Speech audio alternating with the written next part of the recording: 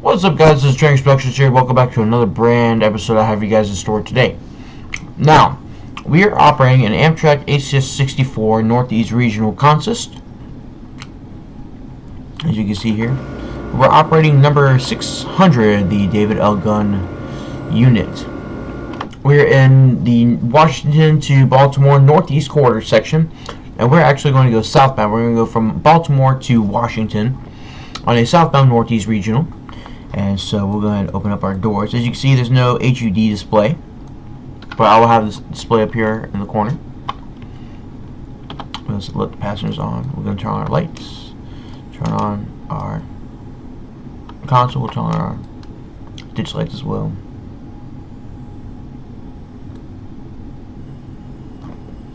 There's the doors like here.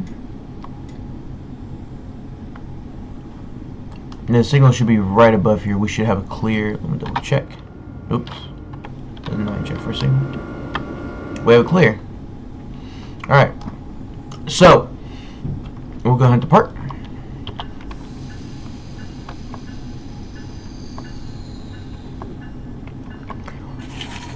So, I actually have right next to me an official Amtrak Northeast Corridor timetable. Now, because we are a high-speed train consist that does not have any tilt systems like the DSL Express or the new Via de Liberties or any other high-speed train sets, we'll have to go at a lower speed, especially around all kinds of curves. And so as we come around, I will explain where we are and where our procedures will be. So our next stop will be BWI Airport. BWI Airport is at milepost 106.3, and we currently are at Baltimore Penn Station at 95.7, and we'll actually see milepost 96 come up here shortly. So the tunnel we're about to go through is called the Baltimore and I believe Potomac, right? Baltimore Potomac Tunnel, yeah. So therefore, the keyboard gets stuck. My keyboard will get stuck a couple times here because it's a very old keyboard that I have. It's wired. So there you go, milepost 96, and we're actually on track number 3 as we come through the B&P tunnel, as they call it, or the Baltimore and Penn.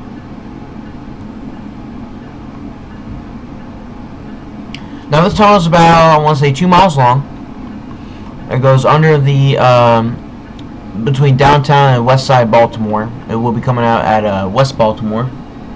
Then the next interlocking will be Fulton. All those interlocks you saw as we left Baltimore Penn Station was actually called Charles interlocking. And so through the tunnels, you keep your bell on in case anybody or anything is within the tunnels. And with my experience on being on the Northeast Corridor for about 3-4 years total, I can tell you that I've seen a lot of stuff in the tunnel. Like dead animals. I know a few people have been hit in the tunnel as well in the past. So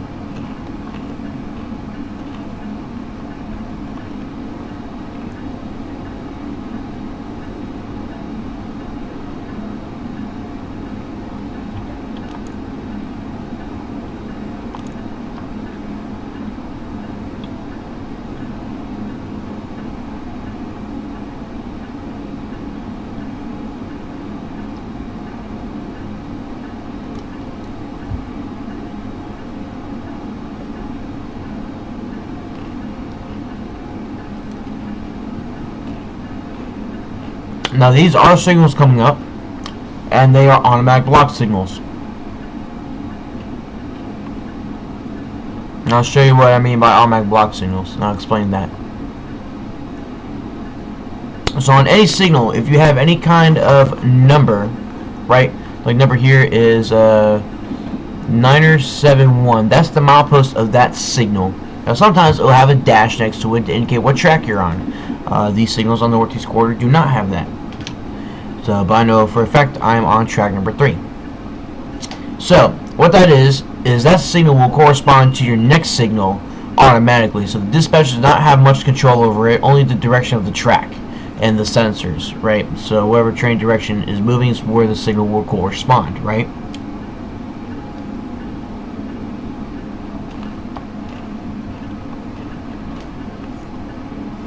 Now, it's a little hard to see the speedometers.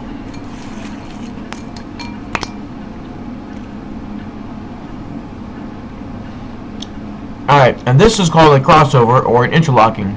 Here's the interlocking signal. So that back signal on the other track showed an approach, right? Now it shows red. So that signal will correspond to what the next signal is ahead automatically. So we had a clear, and now this was a clear. And this is called an interlocking. So this is Fulton interlocking, and we are at milepost 907.7. And once we turn the corner, we'll be at milepost 98. Once you get around there, the speed limit on my cab signal here will change to 45, but that's for Type A trains, and Type A trains defined as trains with their which are a high-speed train set, which have a tilting mechanism activated. So we are technically a high-speed train, but we are not a train set with a tilting mechanism activated. So therefore, we have to go at a lower speed. Right now, our speed limit is 30. Right. Now it changes to 45. I'm going to turn off my bell. And then we are only allowed to go 40. So on track 3, the curve of Fulton, we're going to go 40 miles per hour. Past this signal, the speed limit will begin at the interlocking bridge, which this is what this signal is. This is called bridge. So between bridge and milepost 100, the speed limit for track 3 is 110 miles an hour. But we do have a couple of restrictions. Alright, so now we go 55, so now we're going to go 50. First curve south of bridge, track 3, 50 miles an hour. This is West Baltimore, Mark Station.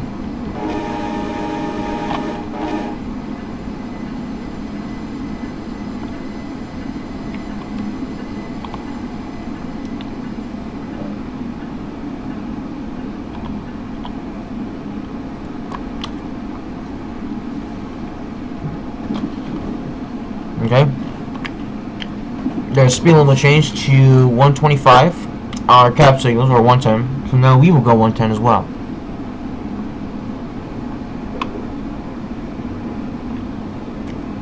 And so we can actually go full power.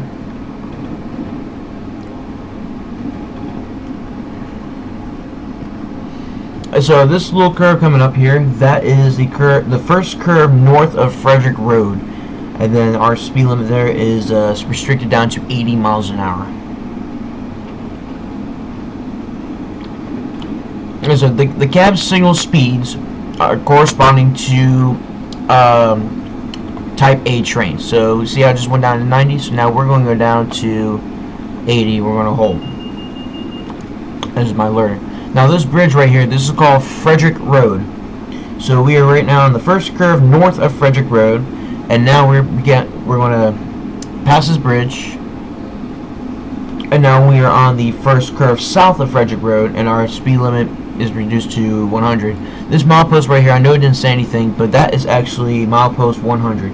So now between milepost 100 and Winans, our track speed will be 110 miles an hour, and our cab speed is changed to 125, and we will go 110. And then we'll go to the first curve south of milepost 101, which will be 105, which is coming up here soon. And this bridge right here is, in fact, US Route 1. And we also just passed my doctor's office in Baltimore. Well, ex-doctor. Hope he can still be my doctor when I move back.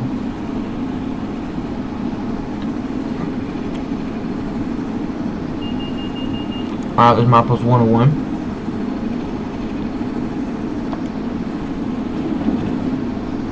Okay, first curve south of milepost 101, which this curve right here, is 105 miles an hour. So we'll go ahead and cut our throttle because we're going pretty downgrade. So you can see our speed change to 120. That's for Type A trains, but we are Type B, so we're only going to go 105.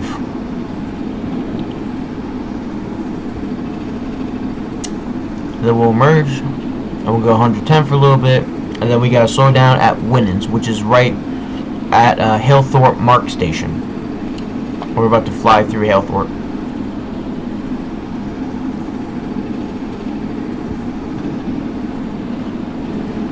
And so what we can actually keep our speed the way it is because we're about to slow down here anyways. It doesn't make sense to throttle full power, then just slow down again. There's Hailthorpe. So I'm actually going to give full dynamic braking. So we slow down 100. And this is Hailthorpe Mark Station.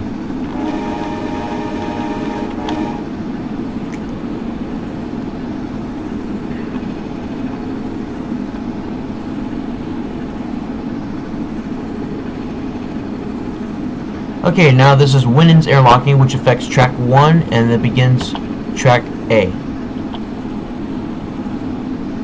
We're now at the curve at Winans, and our speed changes to 100, which is where we are right now.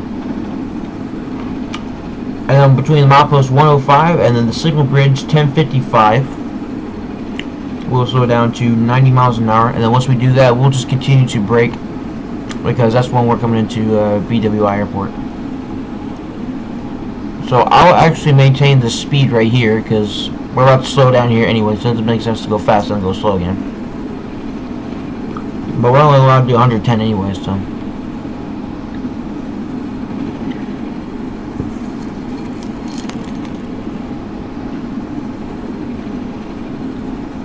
Alright, so now I'll start applying my dynamic braking all the way.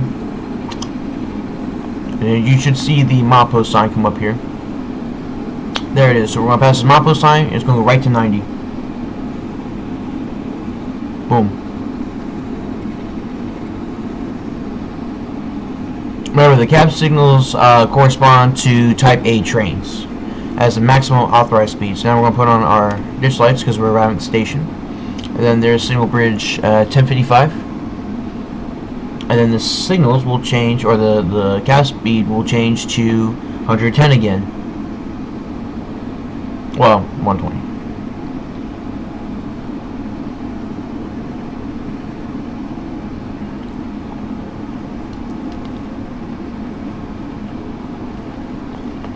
And there is BWI Airport, milepost 106.3.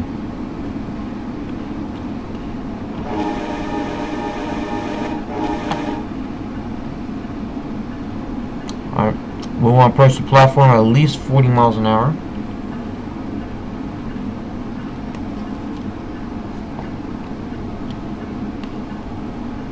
Which we are.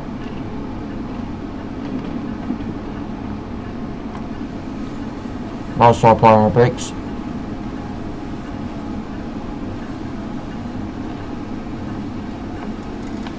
Go for more brakes.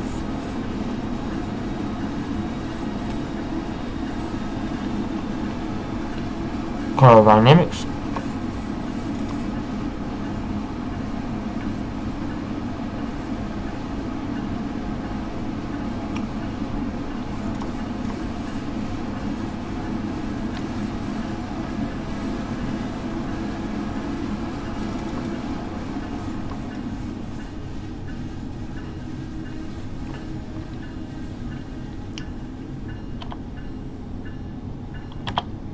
Alright, welcome to BWI. Open up the doors. Check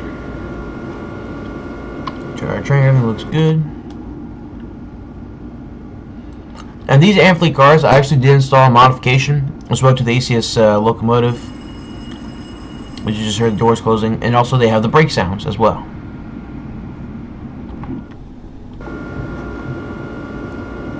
Here's our beautiful ACS 64, number 600.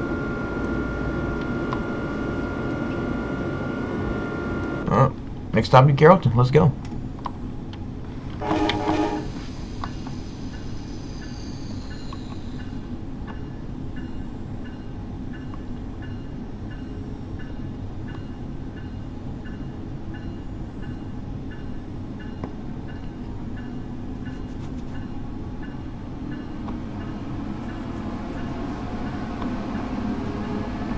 Not going to give it too much power, otherwise we'll start wheel slipping.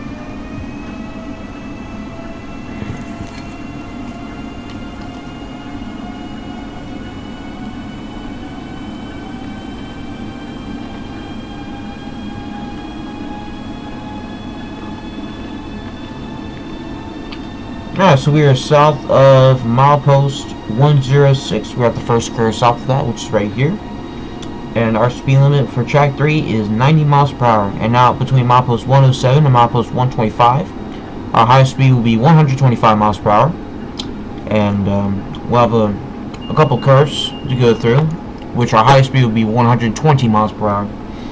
And then once we get towards New Carrollton, we'll start seeing some speed drops.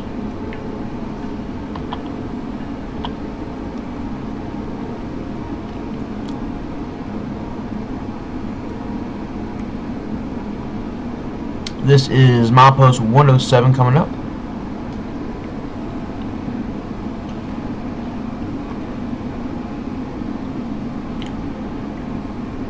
There it is. Once our last car clears that.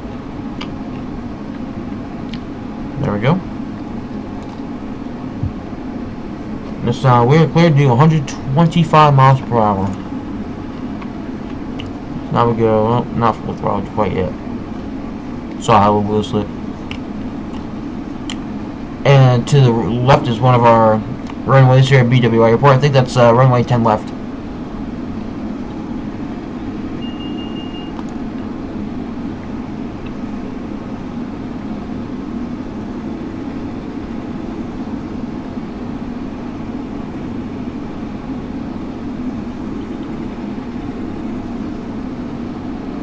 Their first restriction will be at the curves of milepost 110 and Grove.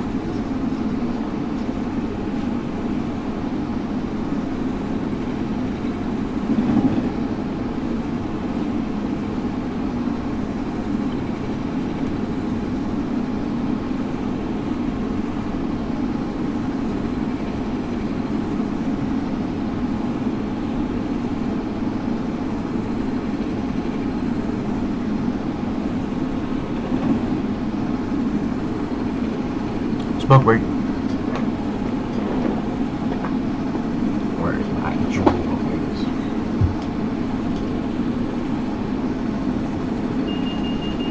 That was milepost 108.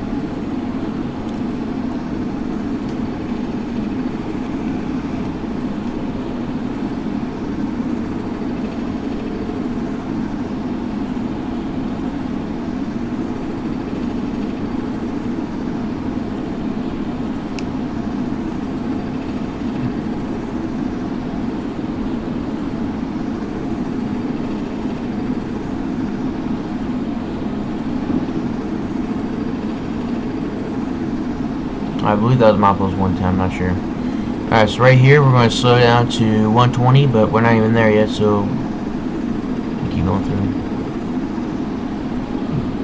So we're on the curves between milepost 110 and Grove, which is 120 miles an hour. And once we get to Grove, we'll slow back down to 120, so we'll try to go to 125, if applicable. Oh, what is it about? There, that's milepost 110.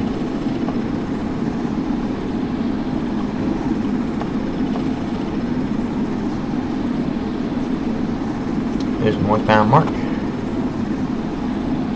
Right to Chili's.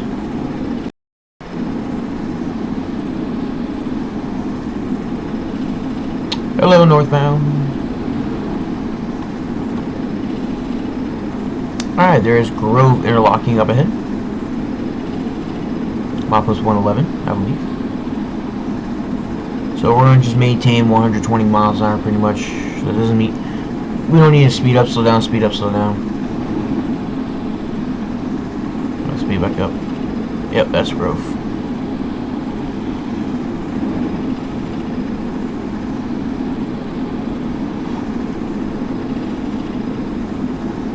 And then now we're coming into Odenton, Maryland, and right around the corner will be the Odenton Mark Station. There's milepost 112. Alright, we'll speed a little bit and we'll take this curve.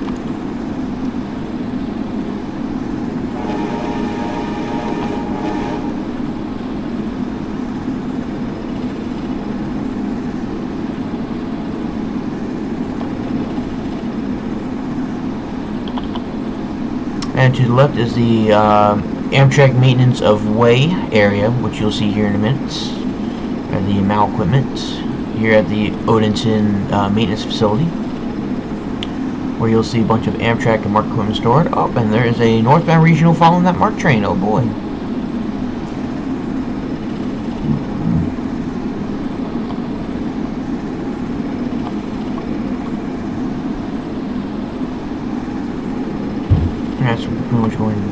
new at the moment.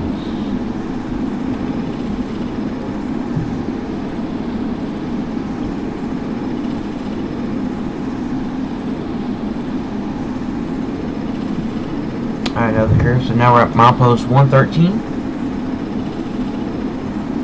So the curve between milepost 113 and 118 is a speed of 120 miles an hour, which we shall maintain on every curve. So because these curves are pretty tight and close, we're going to just keep it at 120 for safety. Safety first, always.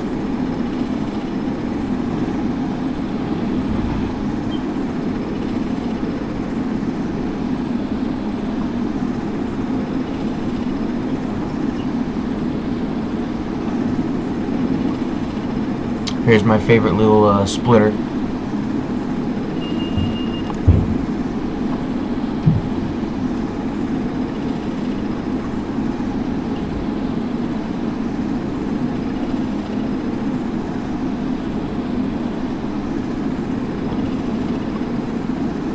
Start speeding up here.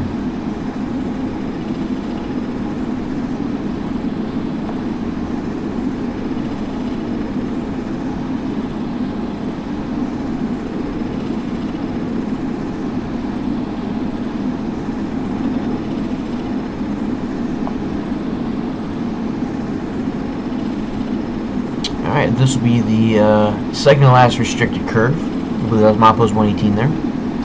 So then we will take this curve, and then we'll be coming up to Bowie State, Maryland. So now I'll go full power.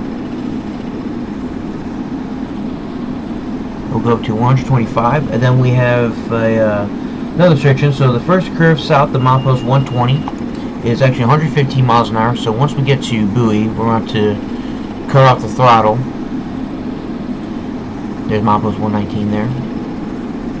We'll have to cut the throttle and then just go 115 because we're going up at 1.3% grade right now.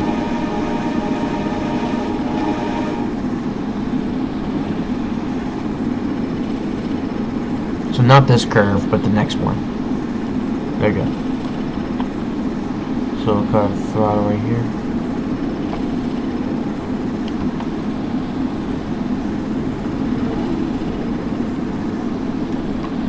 And that was milepost 120 we just passed, and now this is 115 right here. And then now this is Bowie interlocking.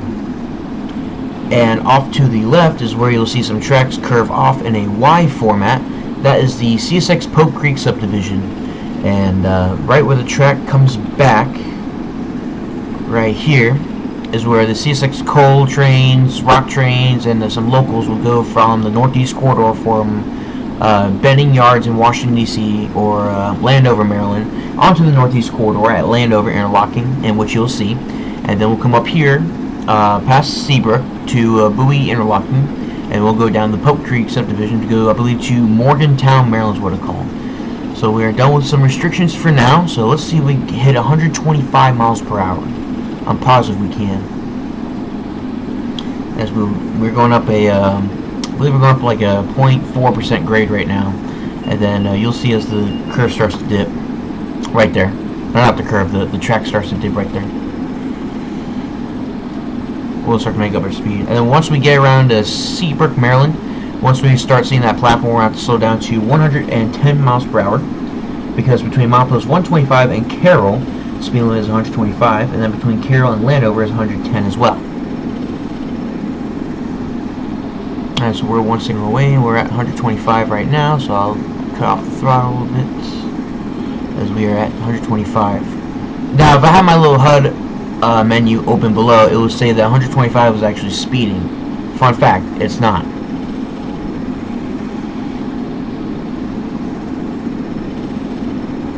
I grew up loving this route, especially this section of the Northeast Corridor between Washington, D.C. and Baltimore. You know, I ride the train up and down there a lot back in the day when I was still living in the DMV. So, alright, so now we're gonna start slowing down to 110. Here's the Seabrook Signal Bridge. 110. And here's my old stopping grounds here at Seabrook, Maryland, milepost 124.4.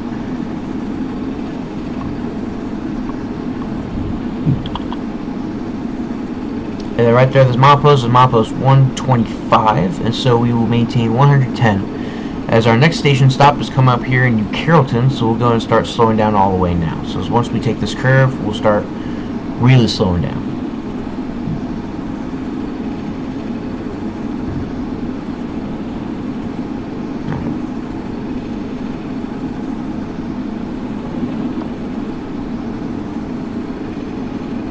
Then the next airlocking you'll see is called Carroll.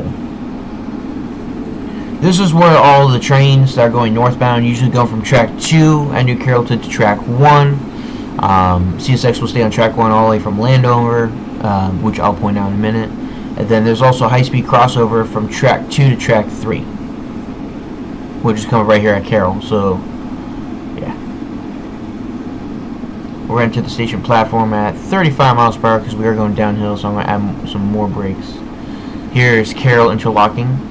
As you can see, between track 2 and 3 is a high-speed crossover for 80, and then track 1 and track 2 is a 45-mile-an-hour crossover.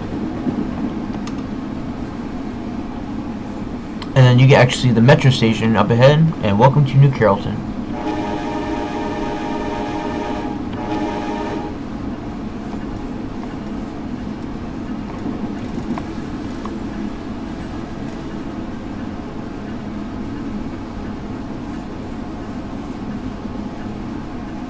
Alright, so we're at about 30 mile an hour entering the platform. That milepost is actually milepost 127, right between Carroll and New Carrollton, Maryland, as I welcome you. And we'll go all the way to the end of the platform here. Gotta cover our dynamic brakes.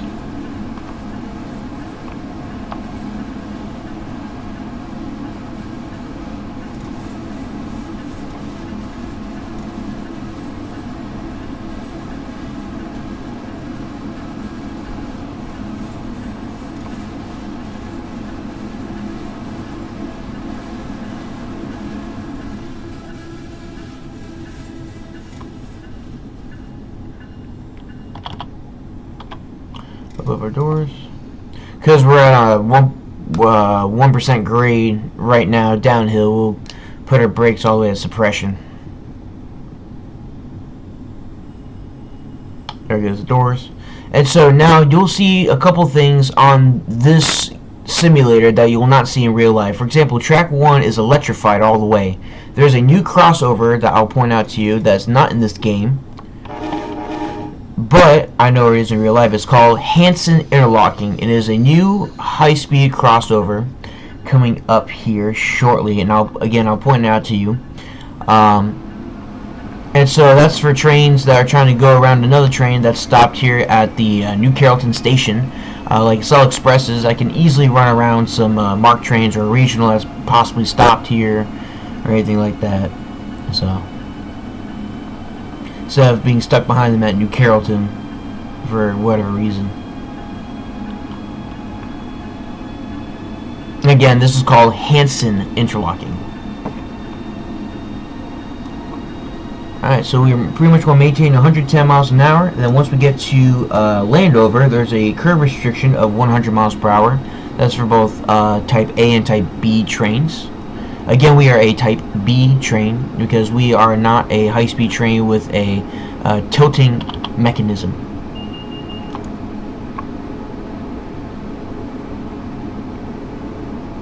So those trains who are going southbound are passing New Carrollton, again not stopping in New Carrollton, that are passing through New Carrollton or not stopping at New Carrollton, must perform a running brake test before Landover to ensure that the brakes will work. There's a little history behind that, and I'll explain it to you in a minute once we pass Landover. So right here, right where the Metro Bridge to the left becomes part of the ground, so right here begins Hanson Interlocking. And so this is where you'll have your high-speed crossovers between track 3 to track 2 and track 2 to track 1 north, and then you have regular 45-mile-an-hour curves that go from track 2 to 1 and then 2 to 3. Alright, so we'll get full throttle here.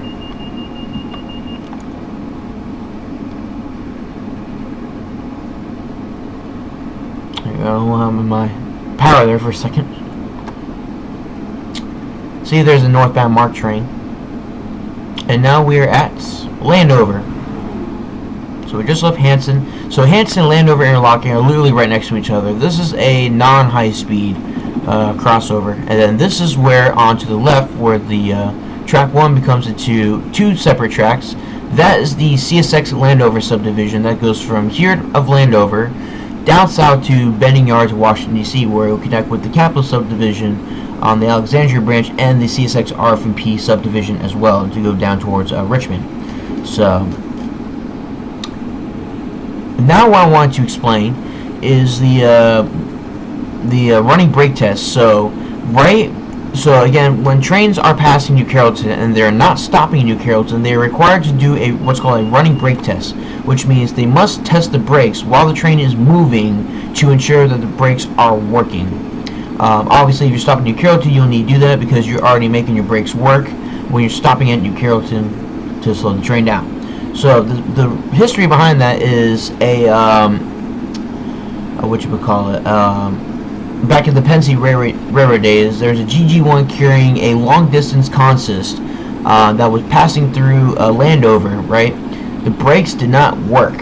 And so what happened is the speed limit out here is very high, right? It's 125 miles an hour.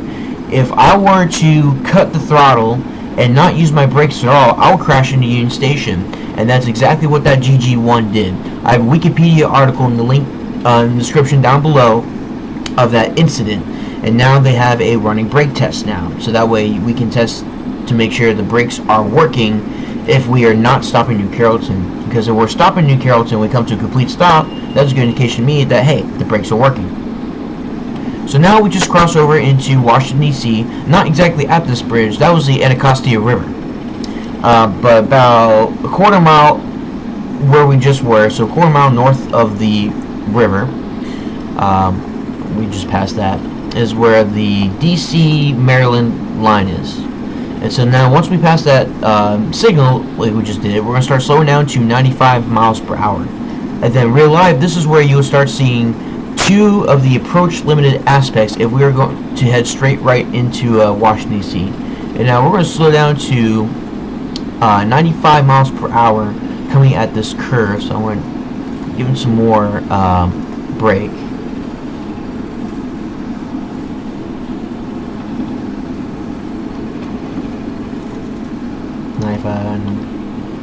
There we are. There's a northbound regional. Man, they're all going slow. Guess whoever made these quick drive scenarios. So the signal before would have been an approach limited, and this one would have been an approach limited. And so now we're going to start slowing down to 45 miles an hour because the next signal is CP Avenue, which indicates that that is the end of the Northeast Corridor as we come into the Washington Terminal area. Now, to the right is Amtrak's Ivy City Yard, and the 2 tracks to the right as well are the CSX Capital subdivision from earlier, the main Capital subdivision, and now you are entering the CSX Metropolitan subdivision, which goes all the way towards Brunswick, Maryland, and beyond towards Martinsburg and Cumberland as well. And then that's where Amtrak's Capital Limited and the Brunswick line trains will operate too, so they go to Brunswick as well as Martinsburg. By Silver Spring, Rockville, Gaithersburg, and Dickerson, and a couple other places as well. Alright, so it looks like we have an approach medium right here, so we're going to slow down to 30. I hear you. There's 30. And these are actually not called B&O signals. I mean, these signals are used on B&O territories. I mean, not much anymore, but once in a blue moon, you'll find an area where you can catch these types of signals.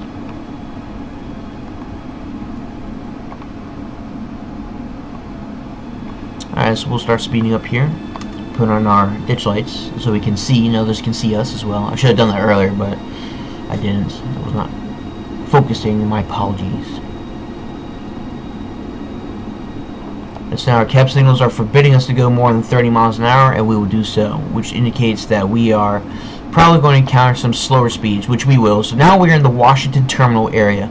There's the metro station for the Red Line trains, and that is called Norma Gallaudet University. You can kind of see the U.S. Capitol above. So this signal bridge right here is called C interlocking. So there's our approach signal right there. So we're going to proceed, prepare to stop at the next signal. The next signal is also an approach, so no need. But we are going to slow down to 15 miles per hour because once we pass this signal bridge, which is called H interlocking or H tower, we will go ahead and proceed at 15 miles per hour.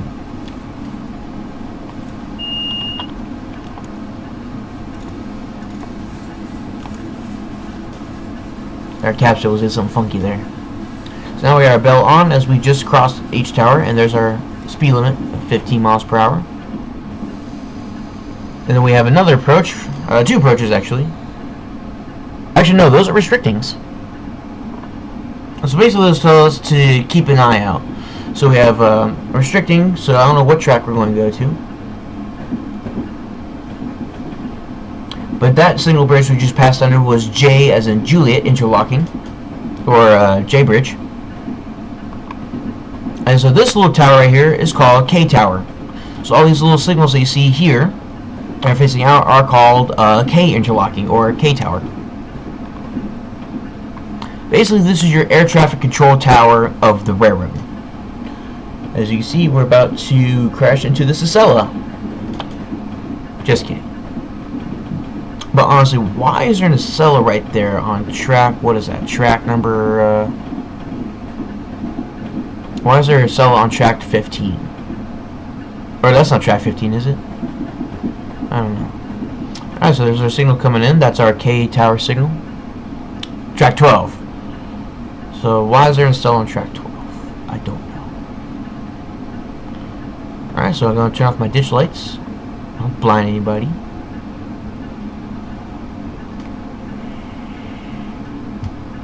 I'll cut off our dynamic brakes as well. Start using our regular brakes.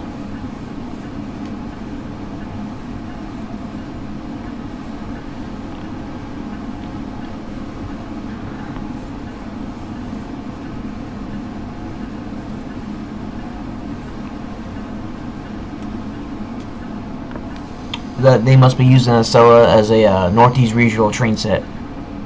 Lucky for the passengers because they basically have a free trip on the Sicela. Well, not free, but you know what I mean. Okay, try to get as close to that buffer as we can.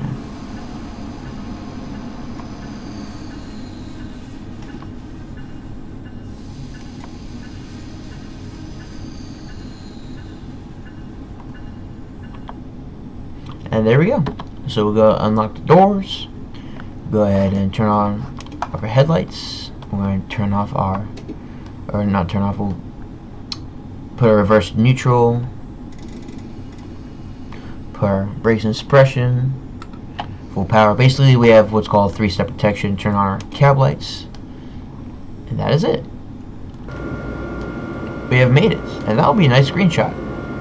So thank you all for joining me along our marvelous journey on the Northeast Corridor with the explanation of train type B and everything that is meant. Any links will be in the description down below, and thank you guys so much for watching. This is Strange Productions. We're out.